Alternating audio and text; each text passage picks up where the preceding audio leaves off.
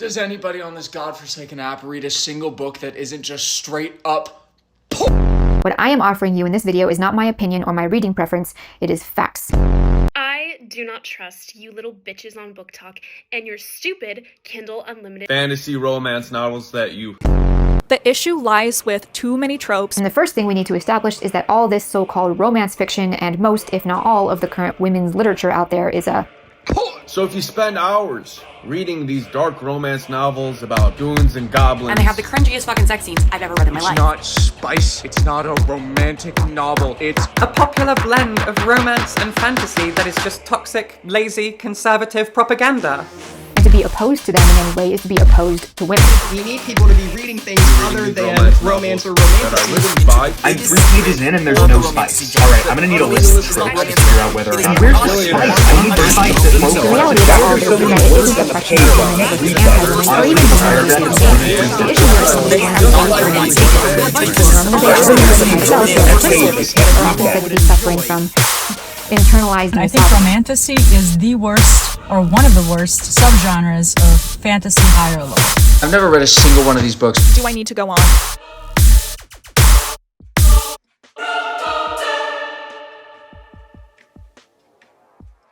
Back in February of 2025, I read A Fate Inked in Blood by Danielle L. Jensen, which angered me so much I thought I would join the legion of book creators berating romantasy on the internet at the time.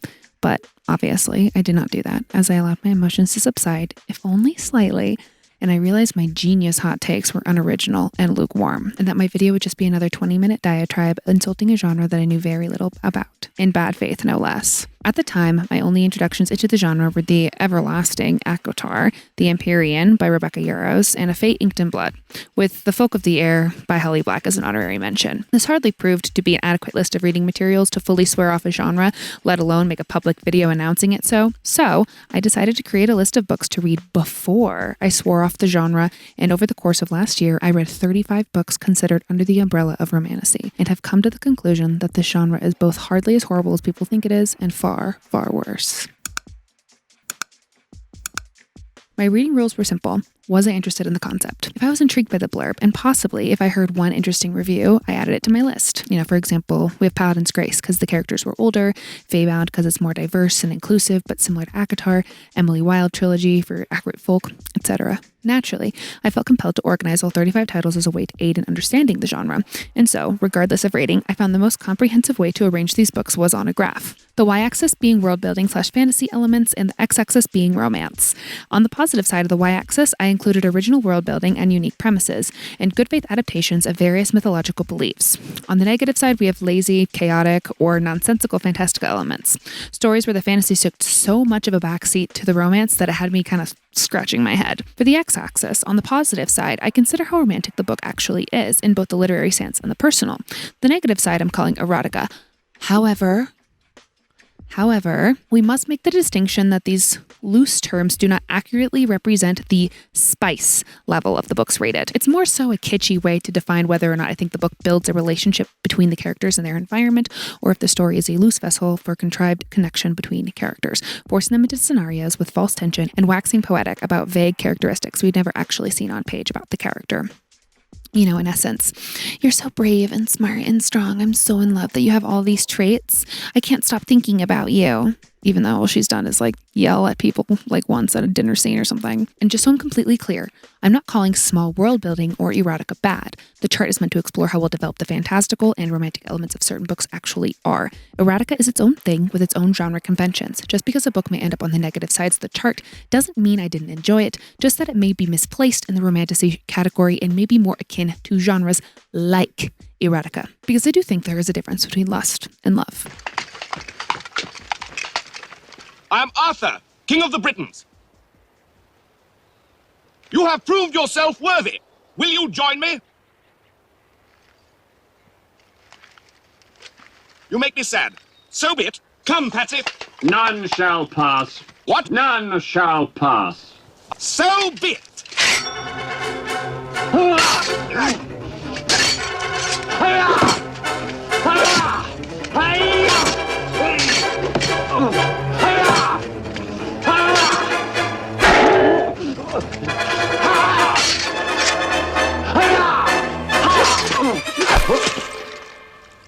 Now stand aside, worthy adversary. 'Tis but a scratch. A scratch? Your arm's off. No, it isn't. Well, what's that then? Just a flesh wound. Fantasy as a genre is largely defined by characteristics such as knights, heroism, magic, elves, dragons, and noble quests. Largely popularized by games like Dungeons & Dragons, stories like Conan the Barbarian, and books like The Lord of the Rings, we have come to expect certain tropes, archetypes, and aesthetics within the genre. However, fantasy is hard to find an origin to, since much of the old fantastic married reality with folklore. Our ancestors would tell stories to help explain what they found impossible, thus many of the creatures we've come to expect within the genre were once part of a pagan belief system. Furthermore, collections like the Grimm's fairy tales brought those old stories into print and into the hands of wider audiences, to later be adapted into other books and more recently, movies. Stories featuring brave heroes and noble princesses have always captured a large audience. Notably, Disney built their entire enterprise off the back of Grimm's adaptations. Movies like Shrek and The Princess Bride lean heavily into these popular fantasy tropes in order to satirize them. A major point of contention, especially among women and feminists, is the damsel in distress archetype. Many old works exclude women from the narrative, making them an object of divine beauty or a prize in need of rescue. Fantasy quests and prophecies are reserved for men. Women are simply their accessories. In 1949, Joseph Campbell published The Hero with a Thousand Faces, pointing out the pattern he called the hero's journey as an almost comprehensive step-by-step guide to the monomyth theory that subsequently wove its way into our collective lexicon and everybody's creative writing programs. The book postulates that a hero, so to speak, must go on a particular set of trials within his story in order to succeed at his ultimate goal. It's been adopted into structures like Save the Cat, and a commonly held belief within the writing world is that if one loosely follows the beats presented within the journey, a story will be well-paced and invoke the proper emotional responses. Although in recent years, the structure has been challenged, as stories that feature a protagonist outside of the whitened everyman don't always follow the journey naturally. Women don't need to make the journey. In the whole mythological journey, the woman is there. All she has to do is realize that she's the place that people are trying to get to. In 1990, The Heroine's Journey by Maureen Murdoch was published in response to the exclusion of women from Campbell's original work. This book presents the idea through a Jungian psychological perspective that the journey women go on in their own lives varies from a man's, and that she is more than just an object of desire. In short, it follows a girl as she recognizes that social and power structures are largely run by men, and in an attempt to come into her own power, she rejects the women in her life in order to serve the system, like, say, a trad wife or girl boss feminism. She will ultimately find this path unfulfilling and exhausting, and will thus go through a rebirth wherein she reconnects with nature, the mother, and herself. She will reconcile with masculinity and the men around her, but ultimately find a sort of spiritual healing in her own femininity. It's less rigid than the hero's journey and doesn't need to be linear like the solid through line of what we know as a narrative. I think many women will find some sort of resonance with the work, and in memoirs like Jeanette McCurdy's I'm Glad My Mom Died and Tia Levings's The Well-Trained Wife, I see these patterns emerge. Murdoch's theory can also be translated to other forms of oppression, as the main idea is the rejection of the oppressor and the acceptance of the self. Campbell's theory excludes non-white, non-male identities for a journey of self-discovery lacking in intersectionality and the social barriers of oppression. Since much of our understanding of fantasy has been fine-tuned to a white man's journey, Romantasy essentially serves to bridge the gap between largely male-centered epic fantasy and the largely female-centered romance genre. Fantasy romance is hardly a new genre. It has always been a small subgenre within romance and fantasy spaces, blending a reader's desire for escape and love. It has a lot of similarities to fairy tales with beautiful damsels and heroic men. Romantasy as a term is now a blanket label, though, for any fantasy book written by women with a female protagonist, and any major romantic plot. For the book to blow up online, the man must simply be swoon-worthy, regardless if the romance is actually the A-plot. Tropes appear to sell the genre. A man, exceptionally old, a marker of his sexual competence and maturity, dark and brooding, often misunderstood and mysterious. A girl, usually young with very little experience, definitely tiny, with nothing but the wit of the author to get her through this gurgling sexual tension. Leigh Bardugo's The Familiar features most of these tenets, though it disappointed in its execution, reading like it missed a round of editing. The Familiar feels like two books, one about a young witch discovering herself despite the Spanish Inquisition closing in, and another about a strange immortal man who's a nuisance to her until a love confession becomes plot relevant. This premise suffered to include popular tropes, taking fun out of the story instead of adding more in. Rebecca Yarros's Empyrean series utilizes many of these tropes as well. Violet, in popular fashion, has about 1.5 previous trysts, never serious and often disappointing, and Xaden wants to kill her as soon as he sees her, for drama reasons, obviously. Fourth Wing is what I'd like to call the Harry Potter of Romantasy. It gives us this loose school setting that the audience can drop themselves into. It doesn't try too hard to explore its themes and marries its romantic beats with its fantastical ones. I found Saba Tahir's An Ember in the Ashes to be similar, as it also explores a deadly military academy, with one character being a reluctant Nepo student and the other a part of the oppressed class, except two key differences.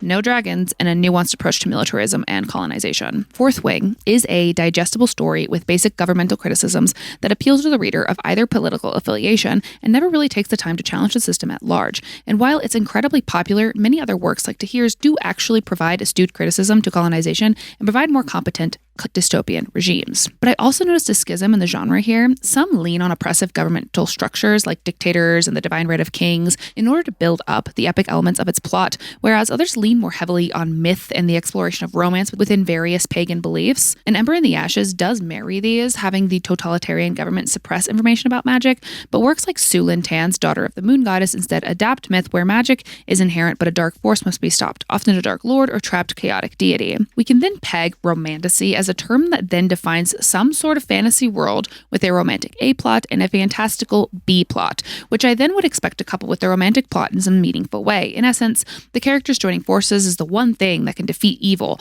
or the B-plot becomes the A-plot in subsequent books once the romantic plot is resolved. However, the genre conventions seem to steer from this expectation for favor of romantic melodrama, love interest red herrings, or by simply making the characters go in a never-ending back-and-forth fight that doesn't make a lick of sense. And it seems to me that the genre gets a decent amount of flack for these plot decisions. On forums like r/romantasy and r/fantasy romance, readers have discussions about genre burnout or seek books outside of the popular tropes. A topic widely discussed in relation to this is how a lot of romantasy authors started as romance authors and then made the pivot for sales reasons. As an aspiring writer myself, I can sympathize with that transition, except that with the influx of these writers, the genre has less fantasy nerds and more romance ones, resulting in a genre that has surpassed fantasy in popularity, therefore in higher demand from agents and publishers.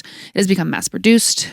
It's everywhere. In terms of readership, I can surmise that the split is similar. Some readers care about the fantastic, others couldn't care less as long as the romance works. I fall more in the former train of thought, but a well-built world can't really save pad character work. Daughter of the Moon Goddess comes to mind here, where the world is vibrant and intricate, but the relationships between the characters are hard to root for due to narration and psychic distance issues. The characters feel more like tools for the writer, lending the story a mythic quality I'd compare to Homer's The Odyssey, but does distance themselves from the human reader. While there are plenty of interesting books with unique magic systems, I would be remiss if I didn't sit down and actually talk about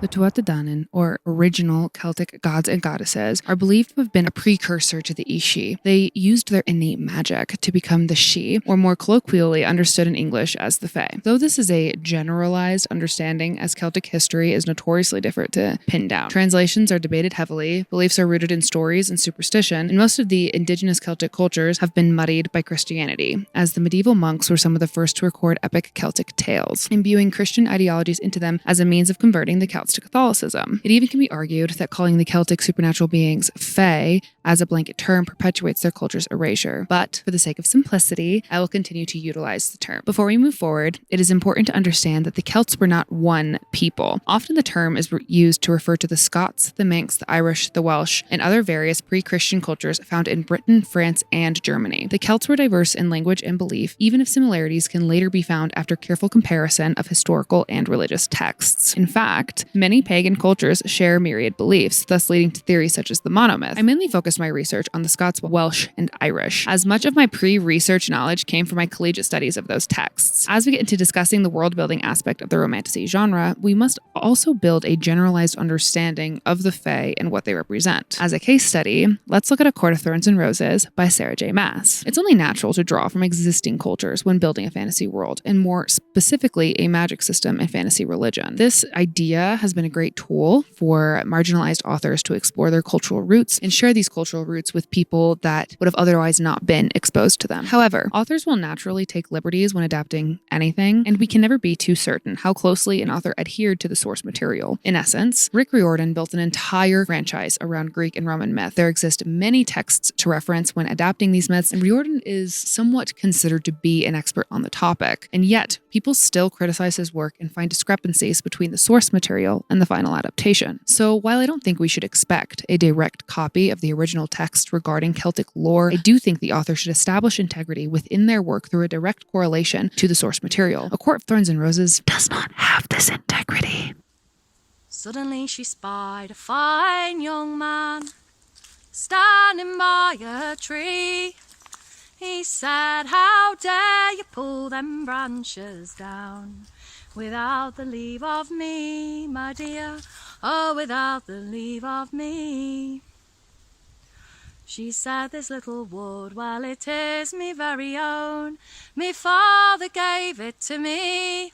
I can pull them branches down without the leave of thee, young man, oh, without the leave of thee."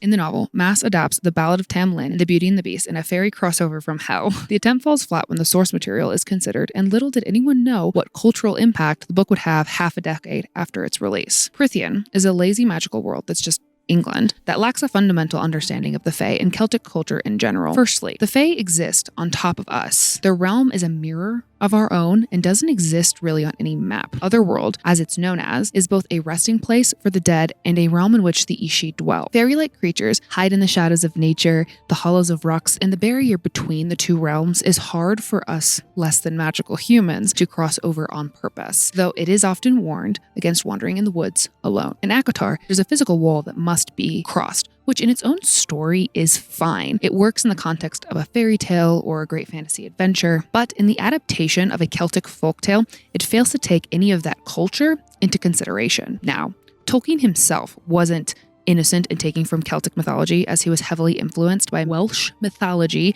in the Mabinogion, so I'm not going to erect Maas on a pyre, but I do think being influenced by a certain mythology and adapting a myth are two completely different writing practices. The Ballad of Tamlin features Tamlin, a mortal man guarding the woods of Carterhaugh. In most versions, he demands payments of all maidens who pass through in the form of their virginity. One day, Janet, and in some versions she's called Margaret, travels to those woods and picks a rose, causing Tamlin to appear. She insists on her right to be there in the woods, but she still pays him in the form of her virginity. She returns to her father's house sometime later, and she is unfortunately pregnant. And in some versions, she seeks out an herb to induce a miscarriage, as her lover Tamlin is presumably elven. In seeking either the herb or Tamlin himself, depending on the version, Janet discovers that Tamlin is in fact a human, captured by the fairies, and that on Halloween night he is to be married to the queen of the elves, or in some versions, sacrificed as part of a fairy tithe. On Halloween, Janet must wait for the fairy court to ride past, and upon seeing Tamlin, pull him from his white horse and clutch to him as he transforms into various different beasts. Once all those transformations are complete and he becomes a man, she must cover him with her green mantle, and then he will be free. This angers the Queen of the Fairies, naturally, and in many versions, Tamlin is of royal blood, like human royal blood, and the two are happily wed and live happily ever after in riches and wealth and all of that. We can see some of the bones of this story included in A Court of Thorns and Roses, the sequence under the mountain, most notably, as Amarantha tries to force Tamlin into marriage, and Feyre must complete 3 trials to free him. Amarantha is angered by Feyre's success and reacts by murdering her, which the Queen does attempt in some versions of the ballad. However, the main differences we see here is Tamlin's humanity, as he is imprisoned by the fairies. He's, instead of being a fairy himself, Janet's pregnancy, and the way in which the characters meet one another. Amarantha's trials are different than the ballad, and the ballad relies on Janet to be cunning and sneaky, rather than doing this display of trials in front of everyone in this fairy court. The Queen and her court are angered by Janet's actions, but in the ballad, they ultimately cannot do anything once a chain of events has started. So the Queen can't kill Janet because of some rule within the bargain of Tamlin and the Queen of the Fairies. And I understand the changes here made to the virginity and pregnancy plotline, as those would not read well with a modern audience. But we have Feyre being a huntress, which I think is put in there to give her more agency. But when we address the original storytelling of The Beauty and the Beast, the other adaptation here, the Beauty values small things like flowers because she works so hard in her household to maintain it after they become poor. And then we have when the Beauty's father goes off to reclaim his wealth, all of the siblings ask for a gift, and everybody is trying to one-up each other, trying to ask for the most expensive, the most extravagant gifts. And the Beauty, being kind-hearted and gracious, asks her father for nothing, but her father's like, you have to ask for something. And so she says, in all her graciousness, requests a gift of nothing but a rose, which is in stark contrast to her greedy siblings. If you're meant to adapt both these stories together, Feyre being a hardworking, kind-hearted, flower-loving woman who stumbles upon Tamlin when, let's say, foraging, setting, it can make for a believable meet-cute that plays homage to both of these adaptations. Then, let's stay with me here. Tamlin doesn't demand her piety in this version, but decides to let her walk free because, oh, she's foraging, she's feeding her family, it's noble. But later, when Feyre's dad is returning with nothing because his reclaim to wealth didn't go so well, he notices Tamlin's roses in the woods on his way home and is like, you know what, my gracious, beautiful final daughter requested one. I might as well grab one for her, which is just like Beauty and the Beast. And then he gifts it to Feyre. And then the original ballad does have Tamlin transforming into different beasts. So Tamlin in beast form can come back to Feyre's house demanding payment for this rose. And then we can have kind-hearted Feyre who feels like it's almost her fault that her father took this rose. And she takes on the burden of being the payment and crosses the dangerous barrier into the other world with Tamlin. Once we're in the other worlds, in this like hypothetical version of ACOTAR, we can learn of Tamlin's capture and Amarantha's plot to marry him, which also would pay homage to Beauty and the Beast, because in the original story, the Beast has this creepy stepmother character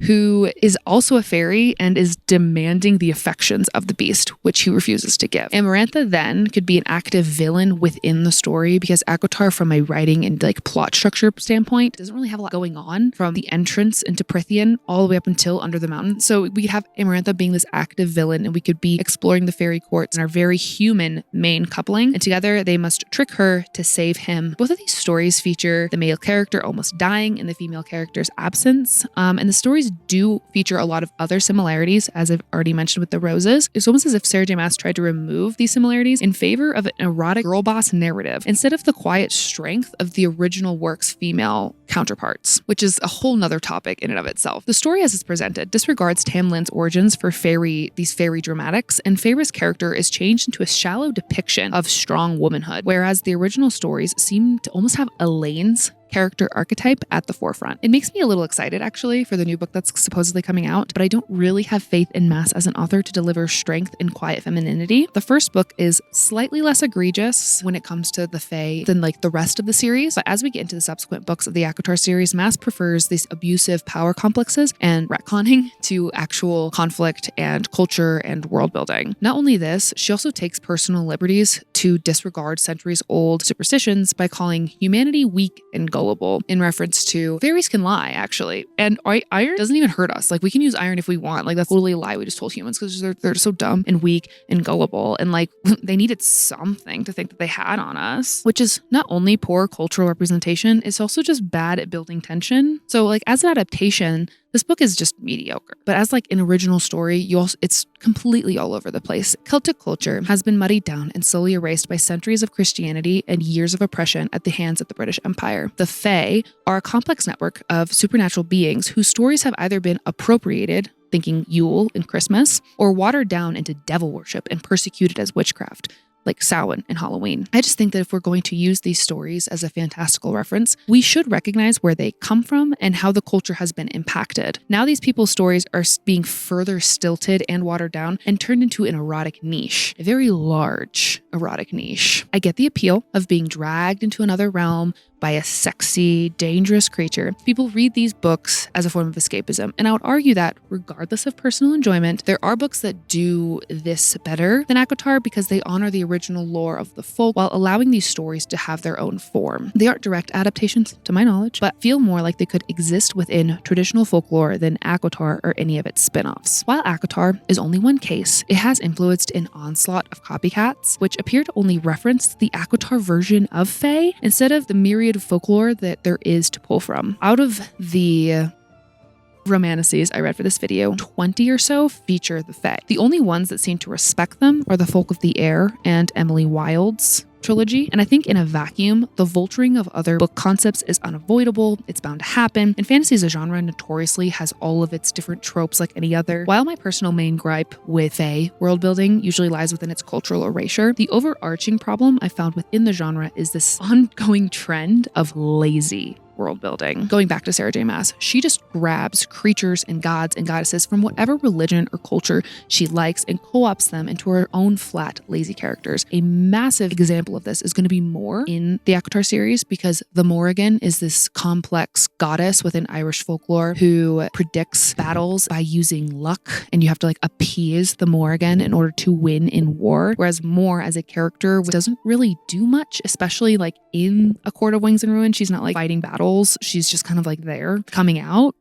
Moore doesn't really have a very strong, complex character like much of the other characters within the story. But if you're going to pull the name the Morrigan, you need a somewhat evil, dark war goddess who deals with like luck and death. Here within ACOTAR, we see no reference to the source material, but instead just the usage of her name. All style, no substance. And while I could harp on Maas for a lifetime, she'll still see this insane commercial success. And her stories work because what she lacks in character development and world building, she makes up for in being able to tell a story. Reading these books is kind of like a fever dream, but they're nowhere near well thought out or well written. In the previous section, I referenced fairy tales, and by drawing a connection to their long-standing popularity, it isn't really a mystery as to how this subgenre exploded in popularity. It pairs the Gen X, Gen Y, and Gen Z love of fairy tales, often from Disney or Barbie movies, with adult content. And I don't think we're going to get any complex political epic fantasies out of this specific genre, even if they keep trying to mix in a dystopian plot for some reason. But I think if these books were held alongside your more traditional fairy tales, we would find a lot more similarities, and it makes it more understandable why the Romantasy genre has garnered so much popularity. They're not epic fantasies, they're fairy tales. These stories, as I said before, focus on characters and emotions more than the political intrigue, even though they feature princes and princesses, these powerful sorcerers with deeply evil intentions, love that conquers all, may even be fated or destined. A fall from power only to be reclaimed, epic battles between good and evil all exist in our fairy tales without them having to be a political dystopian fantasy. Granted,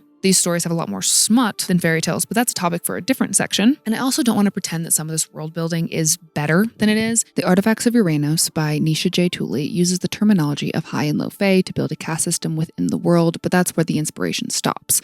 The first book is honestly just a reheated ACOTAR, but the series does go on to include a more interesting conflict than its predecessor. Feybound and its sequel Cursebound also start the series with the ACOTAR formula, the biggest difference being that the main sisters are elves in a world with fae, elves, and humans, each with their own unique magical abilities. It doesn't stay true to form in regards to fae lore, but also pins humans as magical creatures, so it creates a whole new set of rules entirely. If one was to look for the most accurate fae lore, in my opinion, I again bring up Emily Wilde's Encyclopedia of the Fairies, but that trilogy doesn't exactly tickle the itch for epic scope. It's a concentrated epistolary work more focused on the characters than anything else. And I will say that I do think a lot of the world building in this books lacks synchronicity with the characters. Our world influences us and creates our identity. And I think when people criticize the world building specifically in Romantasy, they're criticizing that piece. The characters feel disjointed from their world, and I think the books I rated higher than others tended to marry their characters and world better than the books I ultimately gave lower ratings. Which leads us to our second favorite F word when talking about this genre: feminism. Many have stood where you stand now, in the new releases section of the bookstore at a mid-tier American city's second-best airport, choosing between a Brené Brown book and me. Excellent choice, reader. You've answered the call to adventure. Sexy dragon fuck sex adventure. I am your protagonist, Lysandra Runestone. Eyes striking, hair braid, frame thin, so thin, teeny tiny, huge tits. Now, as you know from the map at the front of your book, Kalimash is divided into 3 realms: dragon, fairy, and boring. I'm from the boring realm. But I don't belong there. I was just minding my own business, being the breadwinner of my family, when a fortnight ago, I was captured by none other than Prince Cockhard. Oh, how I hate him. Why would he capture me? I'm not special. I'm just a girl. Unless I am the most special. The prettiest and the smartest, the best at bow and arrow. And every man I meet is sexually obsessed with me. But I wear pants. And what would a prince want with all that? Although heavily marketed as empowering for women readers, Romantasy fails to put women at the center of the story or uplift them in any significant way. The archetype seen in the above video clip is just the damsel in distress, repackaged and sold to us as something different and oftentimes empowering. Her distress simply looks different than what we're used to. She's poor, scrappy, burnt out, and or stressed, sometimes oppressed because she's a human or lacks magic somehow in a magical world. Her rendezvous with a wealthy, well-connected man of the magical class or governing family will have her captured or otherwise connected to power subsequently, rescuing her from the hard life of oppressive poverty. Her love story solidifies her move from oppression to power, often paired with a few mentions in dialogue about making life better for the underclass. This man is relieved of his role in her oppression because he's sexy and feels bad, and we never actually have to deal with the work it takes to rebuild a crippled bottom class, or the nuanced discussions that need to be had when one character is the oppressor and the other is the oppressed. Who cares though? A wealthy man fell in love with a sassy poor woman who fits every modern beauty standard and who, oftentimes, was miscategorized as unmagical because of a secret tie to a long-dead family member of divine origin. God forbid she was oppressed for real. It pushes this narrative that in order to leave our bad situations in society, instead of finding a way to dismantle it, the best thing we can do is flash our best smile at the man in charge, making him so whipped he'll simply, illogically, burn the world down for you or save you, and only you, from the problems of those under his boot. For a genre supposedly built around the idea of female empowerment, it sure does center the actions of men. Popular tropes demanded by audiences include: who did this to you? Him teaching or instructing her, obsession, possessiveness, shadow daddies, a man's moral ambiguity, a distaste for blondes, to name a few. This, coupled with the aforementioned dystopian elements, creates a strange imbalance of what the novel is trying to say. Men still hold the key to power, and beauty is the lock it fits into. Beauty is quantifiable. This turns our appearances into a game or a competition that we can win for men's approval. As a woman, men's approval can feel like powerful social currency, and we've noticed that we are rewarded with it or praised if we adhere to certain beauty standards. For much of history, women had no access to capital, so by attaining approval by a well-connected man, she gained social capital, thus utilizing her attractiveness and femininity as a status symbol. Our scrappy, stabby FMC gets empowered by her strict conformity to the beauty standard. Women are encouraged our whole lives to see our appearance as a reflection of our self-worth. Because of this attitude, men become arbiters of a woman's attractiveness, and the love of the MMC is the only link that the FMC has to power. A burgeoning term, which I can only find an AI summary definition of, is empowered subjugation, which refers to the idea that an oppressed or subjugated class of people can find empowerment in their subjugation. Trends like girl dinner and girl math or aesthetic depictions of femininity would fall under this term. By enacting what is expected of us in patriarchy, we find a false sense of empowerment. Think sleeping your way to the top as slut-shaming instead of addressing why that method worked in the first place. Embracing traditional femininity is reframed as powerful. She's a femme fatale, but doesn't address how the femme fatale is a one-dimensional archetype built around her relationship to men. Her seduction leads him away from his goals. She's an obstacle for him to overcome, and not a person. Furthering on this notion, there has been lots of debate surrounding pop stars and their usage of sexuality in their image. Bell Hooks famously called Beyoncé a terrorist for pandering to the male gaze in her Lemonade release. I found this article condemning Miley Cyrus's VMA performance as it focused too heavily on sexual spectacle rather than her talent as a singer. And more recently, there's been heavy debate about Sabrina Carpenter's new album cover, more on that later. Roy Deschanel and Princess Weeks both brought up Bikini Kill and Riot Grrrl music in their discussions of feminism and the way it's portrayed online. The shame of sexual impropriety was shunted onto young women like Monica Lewinsky and Pamela Anderson in massive public sex scandals. It became clear that culture had somehow gotten even meaner towards women. And with the shuttering of the all-female Lilith Fair Festival in 1999, after 3 years of public ridicule, and the show that was Woodstock 99, where male rock bands dominated the night and women in the audience were gang raped, feminism, as the Riot Grrrls knew it, was on its way out. The women of rock and roll were replaced by younger, less opinionated, heavily scrutinized, hypersexualized pop stars.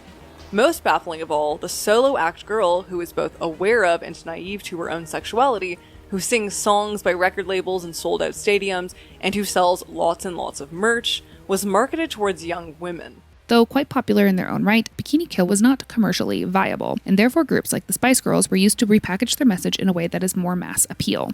Broe even goes into talking about Britney, Beyonce, and Lady Gaga, touching on how their brands of feminism further the girl power of the Spice Girls by individualizing the fight to overcome oppression. The issue with resilience culture, as James points out, is that resilience reduces the political to the individual.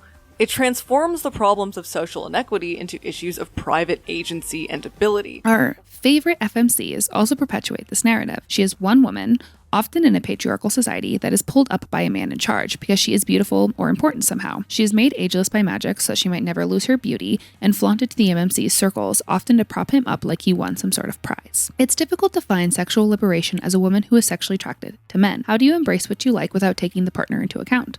While I disagree with Hooks' assertion that Beyoncé was bordering on terrorism, I agree with her point that by being attractive to the male gaze is not empowering from a feminist perspective. It still centers the needs of the man above your own, and if your sole need is for the man to love you, and by satisfying him, the woman is satisfied herself, what responsibility is there for the man to acknowledge her outside of his own pleasure? A man's approval is not empowering. Male fantasies. Is everything run by male fantasies? Up on a pedestal or down on your knees, it's all a male fantasy. That you're strong enough to take what they dish out, or else too weak to do anything about it. Even pretending you aren't catering to male fantasies is a male fantasy. Pretending you're unseen, pretending that you have a life of your own, that you can wash your feet and comb your hair unconscious of the ever-present watcher peering through the keyhole in your own head if nowhere else. You are a woman with a man inside watching a woman. You are your own voyeur. Margaret Atwood in The Robber Bride. Romantasy may, on the surface, be about women, but centers the man. A less popular book that popped up on my radar was The Deathless One by Emma Hamm. It was sold to me as a story about feminine rage, in its rawest form. In the book, we follow Jessamine, a young princess who, upon getting married to the prince of a neighboring kingdom to form an alliance, gets murdered at the altar. She then forges a deal with the death god to come back to life and enact her revenge. And then, the book is just a useless back and forth between Jessamine and the god, so lacking in any real rage that it includes a scene where Jessamine is cornered by two men in an alley who intend to kill her because they believe her to be a witch. And she lets them kill her because they were raised on lies about witches. And how could she fault them for assuming she's dangerous when they've learned nothing else? She not only gets herself killed multiple times, but also pushes this weird narrative that violent people with bigoted beliefs don't do violence knowingly and willingly, thus removing their fault. The god revives her and gives a whole speech about fighting back, then lauds about her kindness and generosity. Jessamine gets all her fight from a man. She gets all her power from a man. She tethers herself to an ancient deity in order to do his bidding, since he's building a coven to follow him, and the story is sold as a demonstration of female strength. Granted, one novel is not a genre, right? King of Battle and Blood by Scarlett St. Clair. Isolde marries the vampire king as a noble sacrifice to save her human kingdom from his war, with intent to murder him. Instead of murdering him, she feels bad because he's just so nice to her, and him warring with every country on the continent is hot actually because he was looking for her. In A Fae Inked in Blood by Danielle L. Jensen, Freya is a shield maiden destined to uplift the future king/emperor of the land, and instead of deciding for herself who that might be, considering how powerful this status actually makes her, she spends the entire novel following the whims of Bjorn's father and accusing his wife of treachery with almost zero evidence. Not once does Freya actually do anything in this novel without Bjorn being involved. The Hurricane Wars by Thea Gwanson has Alaric practically fetishizing Talison's anger, finding her outspokenness sexy instead of vindicated. Rhysand gives Feyre the illusion of choice and has control issues. No, I will not expand on this. In The Artifacts of Uranos, Nadir remains possessive of Lore, not compromising even though she's expressed numerous times that she's uncomfortable with it. She literally just accepts this behavior because that's just how Fae are. In Fourth Wing, Xaden invades Violet's personal space, even though she openly distrusts him. Not once does he try to ease her distrust either before kissing her and inserting himself into her life. Spark of the Everflame has Diem be so oblivious that she needs Henry and Luther to teach her literally everything, including her own moral compass. Time and time again, we see women bending and catering to a man who may say all the right things at the right time, with very little narrative action to actually back it up. He saves her. He empowers her. He takes over her story. I want to read a story. I don't want to read a book and realize, oh, I'm meant to be the main character and the point of this book is the main male love interest. All of the interest and all of the weight of the novel is then put onto the main male love interest instead of the main female character because she's just supposed to be kind of blank slate, like ambiguous trauma, kind of sad, maybe poor, maybe the chosen one. But the point of the book is to have a main male character who is a lot more interesting. It's such a disservice to literature as a whole, I think, to storytelling as a whole to do that, because then you're sacrificing half of the romantic subplot so that, you know, the reader can like build a boyfriend basically in your book. According to Audre Lorde's essay, Uses of the Erotic is Power, she notes that we reduce satisfaction in a woman's life to merely physical, sexual as a form of empowerment, conveniently leaving out all of her facets of the erotic in life. The erotic is love in all aspects, creative energy empowered. She notes that the deep and irreplaceable knowledge of my capacity for joy comes to demand from all of my life that it be lived within the knowledge that such satisfaction is possible. It doesn't have to be called marriage, nor God, nor an afterlife. This is one reason why the erotic is so feared and so often relegated to the bedroom alone, when it is recognized at all. The erotic, when placed in the bedroom behind a locked door or the pages of a smutty novel, becomes satisfactory to men.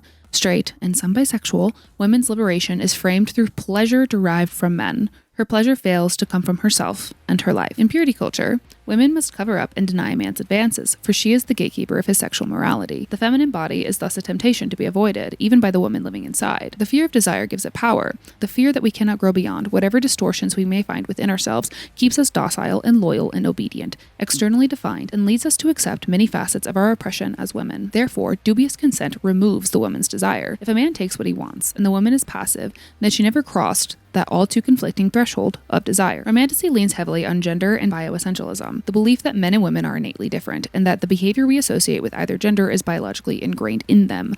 Men are large, women are small, men are males, women are females, men know everything and have all the institutional power, even if FMCs are described as capable and smart. DM Taliesin Freya Feyre Jessamine. Men use shows of force to display their power and prestige, and so many books also sprinkle in a little bit of divine right of kings rhetoric. Think only a certain bloodline can inherit the throne, or only royalty has access to magic. Being transgressive and a bit kinky and taboo doesn't mean anything if you're not examining it in any way. There's no nuance. Not only these points, but a lot of the dubcon aspects also lend themselves to taking the choice of sex out of the FMC's hands so she can still be good and pure. Think the oath scene in Quicksilver. And while I didn't read Callie Hart's Quicksilver, I watched Plant-Based Bride's video breakdown of it. In her comment section, I also found this statement by the user Yarn Penguin. I read a number of bodice rippers back in the early 2000s, and they seemed more self-aware of the political climate they were coming out of. They were a response to the repression of women's sexuality. They were being deliberately transgressive to say that it was okay to want these things. In all the books I read, the dubcon aspects waned, and the FMCs were willing, active, and eager participants. And the MMCs were, shockingly, a lot less rough and overall largely better behaved. It's so strange to contrast them with the modern equivalents in dark romance and romantasy. And there's a stark difference, and it's not all about the explicit nature of modern books. The tone is off. In response to these popularized tropes, Tricia Levenseller dropped What Fury Brings, a genderment alternative which was met with controversy, drama, and criticism. The book's concept is basic. Take the tropes popularized by the genre and genderbend them. I think the basic world building and strange relationship dynamic are on purpose meant to be highlighted by the removal of the MMC. Levenseller doesn't write him as a love interest for the reader, but instead uses him to point out the flaws we read past to swoon over a male lead. She's poking fun at the genre from the inside. It hits all the common narrative beats. Alara flaunts Thanos, shows him off, dresses him up to fit her customs. She teaches him that sex can satisfy in new ways, that the misery he's withstood isn't the only way his life can be lived. This book has been rightfully criticized for a lot of its content, but I would argue that its existence is meant to criticize romantasy at present, not be a genuine exploration into matriarchy. I think she highlights instead our quickness to criticize women and our blind spots to toxic patriarchy. Of course, power doesn't come from sexual dimorphism, but it's how a lot of people understand it, which results in a story like this becoming more digestible to the layman reader. Alara brags about being better than the other women of her society because she doesn't keep a harem, because she believes men should be equals, and how many book boyfriends do hard and fast romantasy fans ogle and fall in love with for the same mediocre feminism. Alara is the textbook dominant shadow daddy archetype found in numerous popular romantasy series. She is forward and flirtatious, and her more comfortable / knowledgeable in her sexuality than her partner. Here we see the power dynamic flipped on its head. Men are notoriously creepy and misogynistic in this genre, and when we make that character a woman, all the way down to her dark hair and tanned skin, all of a sudden this story is uncomfortable and perverse. Why is power only perverse in a woman's hands? The response to this book reminds me of the response to Jennifer's Body. Staunch male horror fans were drawn in at the prospect of Megan Fox as a flesh-eating monster, but were disturbed to find that her primary target was teenage boys.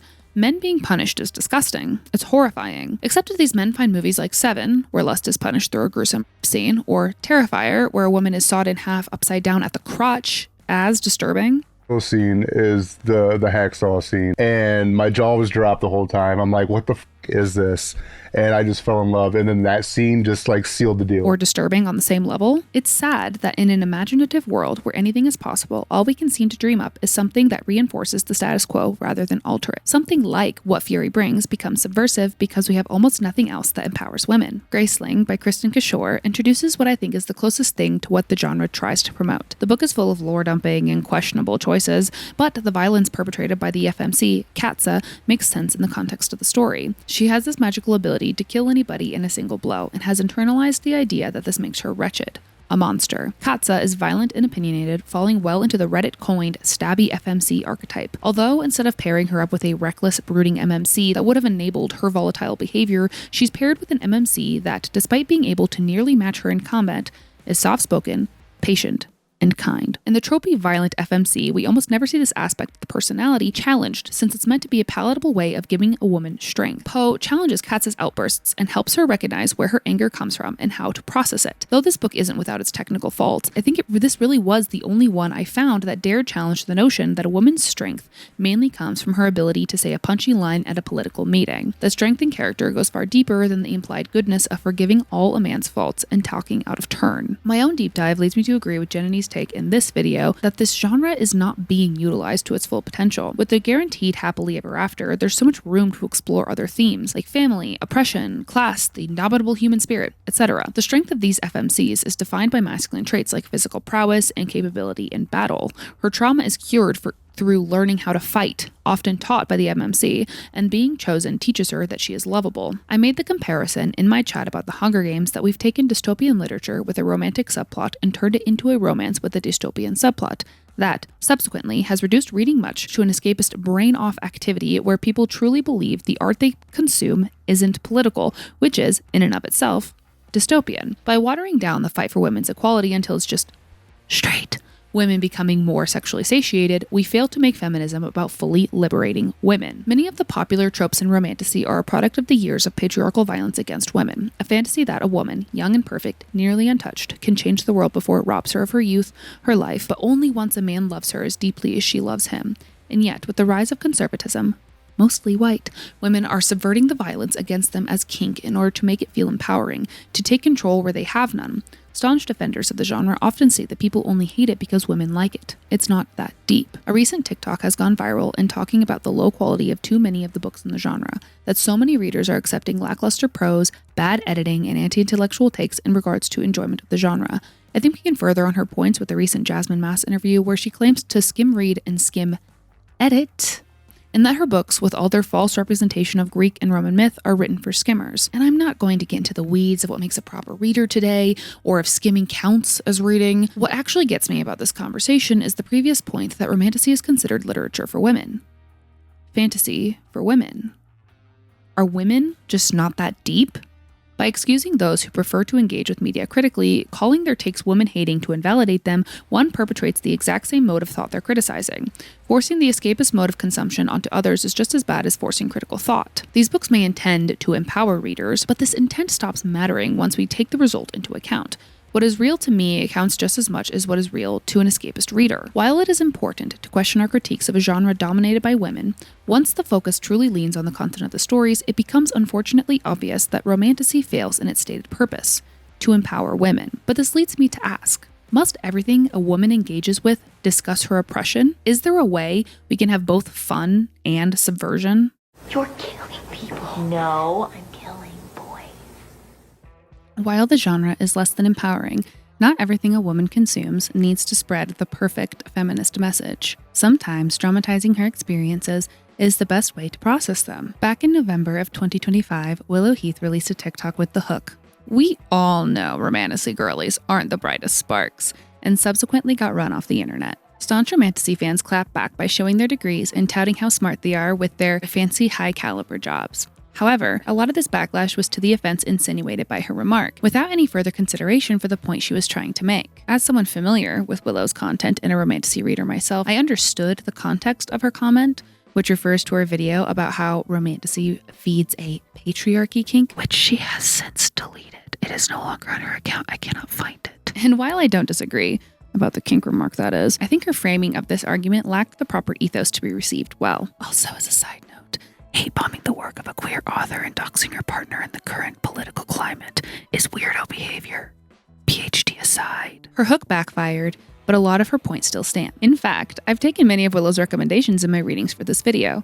And though I have found that my taste in craft and her taste in craft are grossly incompatible, I want to say that on her channel she generates a lot of interesting conversation around romantasy and goes out of her way to recommend books written by queer and BIPOC voices. She ascertains that popular romantasy perpetuates a patriarchy kink with negative connotation. While I agree with the assertion that romantasy does largely platform what can be called a patriarchy kink based on my own reading, I am going to challenge her connotation. I instead believe that this patriarchy kink is a largely neutral subject that requires more context that Willow fails to provide, or might overlook because she does not date men. On Heteropessimism by Asa Saracen talks largely about the term and addresses this attitude found in both straight men and women. He postulates that straight people will lament about their dating scene without actually doing anything to change it. That to be permanently, preemptively disappointed in heterosexuality is to refuse the possibility of changing straight culture for the better. Women would choose being gay if it were a choice. Incels treat their sexuality as a vice they cannot overcome. Each accuses the other of ruining the dating market rather than contribute to fixing it. Hereby, we can see how a kink for patriarchy might form. Disillusionment with the modern dating market coupled with stories that claim to explore female sexuality through a feminist lens. I would argue with Willow and her contemporaries that she perceives patriarchy simply as the boot which stands on her neck, while many other women may find this boot a bit of a turn-on. In this Gizmodo article, the writer mentions that what people get out of monster erotica is as varied as what people get out of sex in general. Monster erotica could very easily fall under the umbrella of romantasy and lends itself to the fuzzy, corrupted feeling of playing with fire. And I want to draw a parallel here. If women may want to read of their own perverse corruption, which comes from attraction to the beastly, supernatural, or animalistic, wouldn't it also be entirely plausible that she may also find a strange satisfaction in her attraction to the very man which she should detest? A man which removes her independence and agency? To couple this notion, let's talk briefly about the Sabrina Carpenter album cover debacle.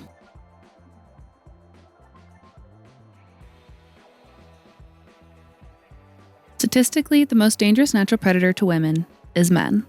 Simultaneously, the Venn diagram of this natural predator and a straight woman's dating pool is a circle. In order to contend with this dichotomy, a lot of straight romance reframes the misogyny of men as something with romantic intention. My least favorite Emily Henry book gives Gus almost every trait one might find in a fuckboy, but frames these actions, like checking out of conversations, not communicating with January properly, repressing his emotions, as a response to trauma. Trauma which, through therapeutic conversation with January, he can overcome. His love for her changed him for the better, which a reader with some level of discernment can recognize as fictional, yet for some reason many critics assume that all female readers don't have this discernment. Furthermore, this summer's criticism of Sabrina Carpenter's album cover finds itself calling the cover misogynistic and regressive, whereas the album, though centering her relationship with men, also pokes fun at her dating preferences. I think the cover reflects this sentiment, that despite wanting to respect herself, Sabrina also craves romantic love, and in order to fulfill this craving, she catches herself time and time again with a man. A comment under this video summarizes this idea very well. Considering just how often her music returns to heteropessimism,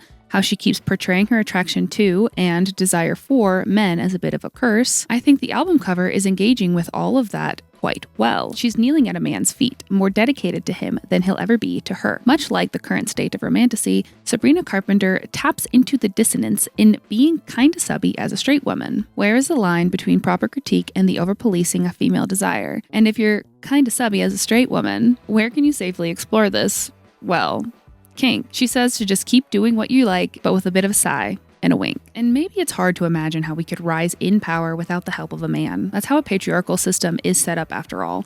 A society without patriarchy might be harder to conjure up than a society without tyranny, even though I think they're linked. As non-cis male people, we exist in a world where privilege and prestige are not earned through talent but through permission. I can become the greatest writer that this generation and previous generations have ever seen, but if my writing challenges too much of the status quo, those at the top, who benefit from the current structure and who also have the power to offer opportunity, are less likely to offer me this opportunity. Is it not in their best interest to prop up the feminine voices that reinforce the status quo? Audiences tend to prefer a little resistance, so by making books palatable and therefore marketable, we prop up the status quo and slap the veneer of feminism on top and call it girl power. Can we blame the writers even, that maybe desire to explore more complex themes, for playing into the system so that they might gain success? I find the genre tropes ironic in this regard. A man opens up a woman's world, and she earns power through her connection to him, reflecting how our own society largely functions. We must placate to men so that they might open doors to us. Then they expect a pat on the back and praise for allowing your entry. as if they weren't the ones to build the doors in the first place. In a sad way, all we really have is our voice, so authors write here what they know. A woman who won't shut the hell up, yet can't actually do much else about her situation. It is no surprise that within the dark romance and romantasy communities, there is a running gag that if a man spoke to you the way the men in your books did, you'd run for the hills. By reading dangerous scenarios in the safety of fiction, women and other feminine presenting people can explore and impact their sexual desires without actually having to include their only natural predator. By having this male representation of toxic patriarchy pick the self-insert FMC, women and femme-presenting readers can live in a fantasy land where the patriarchy actually benefits them, or that the man they fall in love with will use his position of privilege and power to give her that same privilege and power. It's not always meant to examine the system, just sometimes reflect it in a way that's less suffocating. A book I found did this well was Paladin's Grace by T. Kingfisher. Stephen, the paladin, is masculine and large and strong. He goes out of his way to protect Grace whenever she's in harm's way, including tropey scenes like him rescuing her from getting sexually assaulted in an alleyway. The story is more cozy and told in both perspectives, but retains maturity in its characters and never tries to deter away from the type of story that it is. Kingfisher writes of traditional gender without implying that that is the only way to express gender. The characters are well-developed individuals that the reader can realistically believe are in love. That being said, however, while this book displays a well-developed romance, I can't say that it's the only romantasy that I enjoyed. I liked Fourth Wing. I had fun with King of Battle and Blood and the Artifacts of Uranos. Again, I say, not everything a woman or feminine presenting person engages with needs to be empowering. My read of Paladin's Grace didn't leave me empowered, but I finished it with a light feeling in my chest and the will to live. And sometimes, when the world feels like it's falling apart around us, something that feeds the spirit is the only thing that'll keep us going. Similarly, The Spell Shop has a woman finding her footing in a new community after her home is destroyed by a political conflict. Divine Rivals and its sequel, Ruthless Vows, feature two characters that amidst the turmoil of war have found a place for love to grow. Every book has its place, and one about finding love in troubled times is just as important as one dissecting the trouble of those times. I would digress and say that if the world is about to end, it's hardly important to worry about trivial relationship drama a la ACOTAR or Fourth Wing. However, I think that as the genre evolves, authors with a grasp on balancing these stakes will emerge. This is possibly a good spot where I should go into how so many romantasy readers defend their liking it with a myriad of good reasons. Except I'm not gonna do that because I don't think women need to defend themselves. It's absurd to assume that the women reading in this genre aren't smart enough to recognize that a lot of the books are completely ridiculous. Women don't need to prove their intelligence or validate a silly hobby. Men, when they have stereotypical indulgent hobbies, aren't pressured to argue that them watching the Super Bowl is good for their relationship, actually.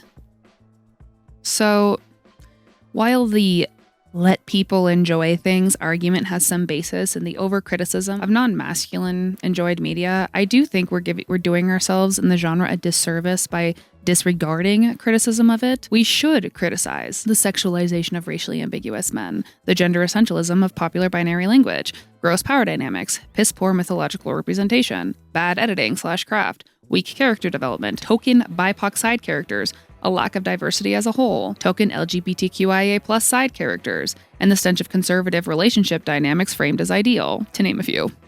However, it is also important to remember that time enjoyed is not time wasted. As this TikTok points out, the idea that every endeavor you partake in has to be intellectually stimulating and force you to grow as a human being is capitalist nonsense. Doing things just because they feel good and for no other reason is worthwhile and is an intrinsic part of being a human being and living the one life, as far as we know, that you get to live on this planet. But also, some of you could stand to stimulate yourselves a little bit more intellectually, beloved. Be cool. The books do feed a type of patriarchy kink, but also serve as a way for mostly straight women to explore their relationship with men. She may want to be saved, because if the hero saves her, it means he's shown up. He cares. Of course, she's capable and strong, but what if she didn't have to do so much all the time? Womanhood is evolving and complicated. I do not think that it is helpful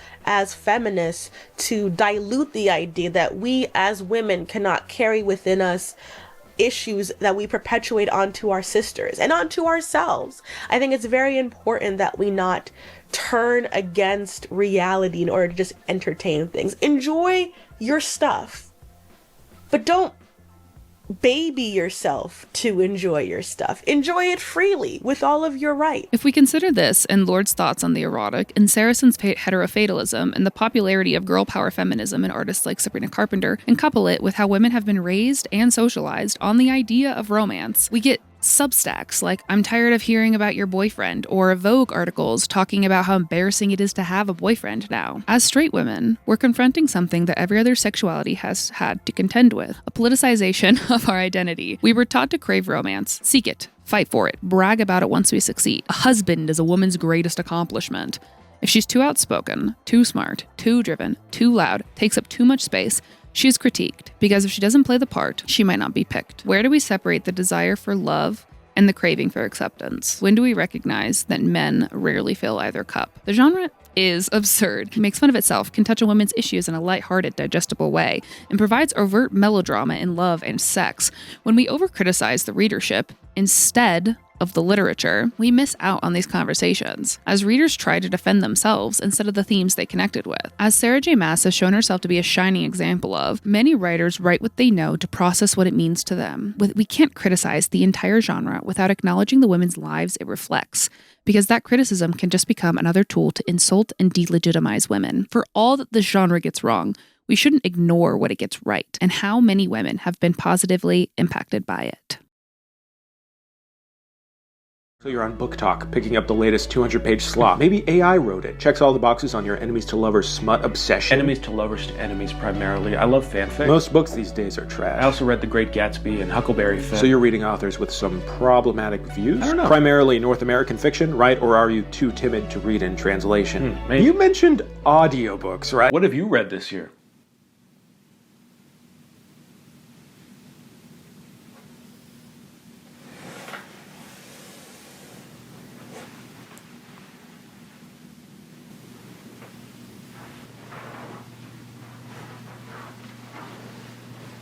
Since the late 2010s, self-publishing has become far more accessible and popular. On one hand, anybody can publish a book. On the other hand, those formerly excluded from traditional publishing can bypass the traditional route. According to Publishers Weekly, in both 2022 and 2023, self-published titles outpaced traditionally published books by more than 2 million titles. I spoke with a black male author about this in 2024, and he talked about how himself and other BIPOC authors rely on self-publishing to get their stories out there, since traditional publishing still believes that readers don't want them. Him and his peers, despite having a few successful traditionally published titles, still struggle to get their books picked up. I bring this up because with popular romantasy titles such as The Serpent and the Wings of Night, Quicksilver, and Powerless originally being self-published, I can only imagine how self-publishing can open doors for poor or otherwise marginalized authors. Self-publishing gets a bad rep, but so many authors put a lot of time, effort, and energy into their work. With the advent of AI, we see much of the creative work in both modes of publishing being offloaded, like cover art or editing, as more and more people hope to turn their hobby into a career. Bad editing in traditional publishing is a result of cutting corners financially with shortened timelines and demand for increased output. Bad editing in self-publishing comes from AI or other cheap tools, as platforms like Kindle Unlimited have algorithms that reward quantity. Books aren't given the time they need by the industry, and thus we're getting unpolished manuscripts on the shelves. Romantasy is popular right now, so it's the largest sample size of this industry-wide problem. Authors that take their time and put a lot of effort into their book can sadly get swallowed up and buried by this hustle. There's a disbalance in the publishing world wherein the big presses keep getting bigger, more powerful, and fewer in number,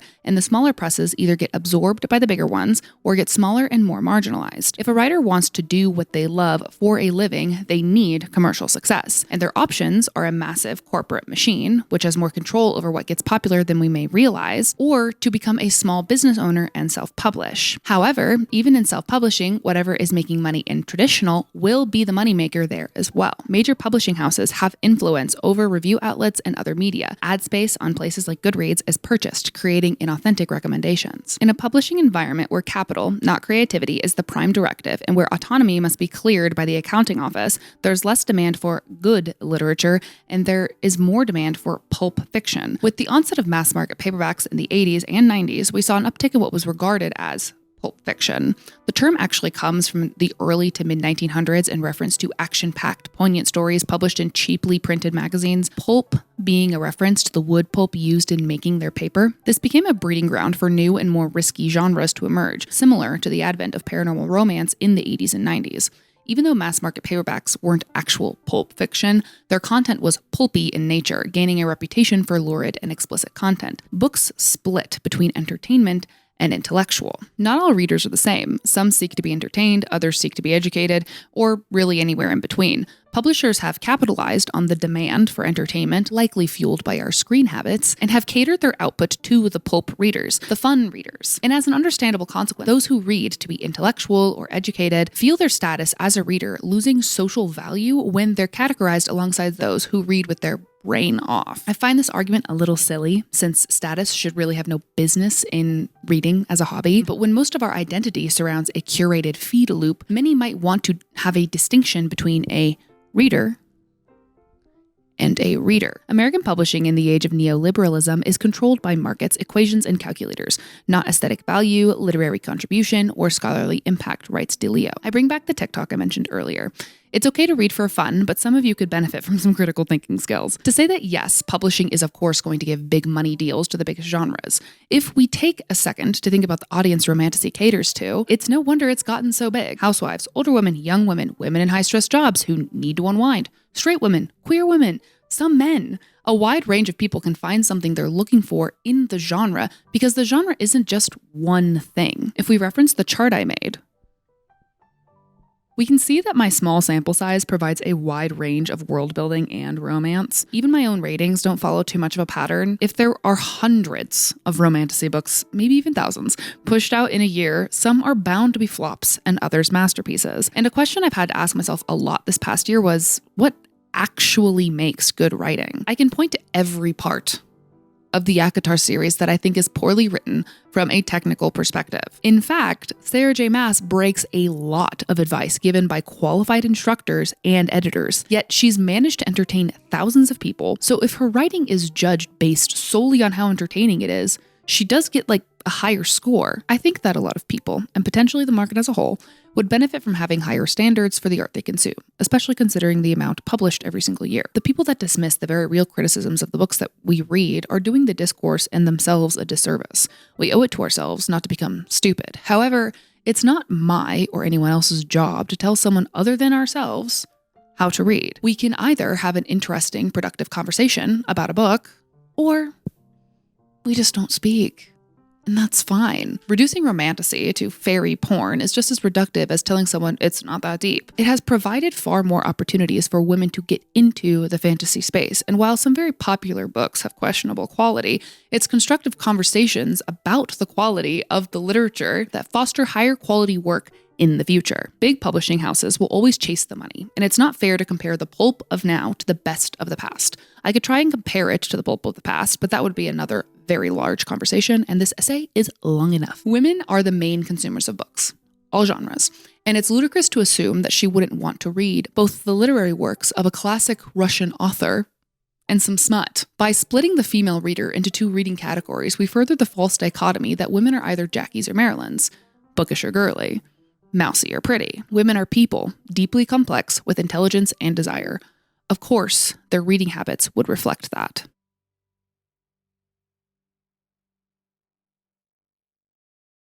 I recently watched this video, and he concluded that while he dislikes most romantasy, he recognizes that with its boost, it's introducing something new to the genre. George R.R. Martin upped the stakes with A Song of Ice and Fire, and Brandon Sanderson brought complex, hard magic systems into vogue with Mistborn. Each expanded and improved the genre, thus making epic fantasy better as a genre. Romantasy has brought female leads, and epic fantasy has always needed women. Romantasy is a fun genre, incorporating elements of epic fantasy with heavy focus on the romantic. However, it's not without its faults. When read through a serious lens, romantasy features a host of problems, including but not limited to Celtic misrepresentation, conservative patriarchal relationship dynamics, a lack of diversity, and gender essentialism. Yet, we can already see the genre branching out of its box. In recent, more and more avid readers of the genre have increased demand for diversity within it. Many readers start with this genre before finding other epic fantasy titles like Sanderson's Mistborn, the Farseer trilogy by Robin Hobb, Fond du Lis Jade City, and many, many others. Romantasy has provided a bridge for female leads to enter into epic fantasy, and while big titles are still lacking in diversity, the demand for more content continues to grow, leading many diverse voices to pop up on the scene, especially with the growth of self-publishing. Not everyone is going to take Romantasy seriously, and not everyone does take Romantasy seriously, and not everything a woman reads needs to be empowering, although I hope that as the genre grows and branches out, we'll see more well-rounded female protagonists that can go on epic quests, fight impossible battles, and still get her happily ever after. The genre is currently carrying publishing, and instead of inciting a moral panic over graphic spice scenes, we should steer the conversation to more pressing problems, like how men remain at the center of a genre dominated by a female readership, and the narrative's relationship to power. The genre is eating itself, with plenty of readers growing bored of the same cliches and marketing tactics. Naturally, another will jump in at some point, sparking just as much excitement, criticism, outrage, debate, and, well, video essays.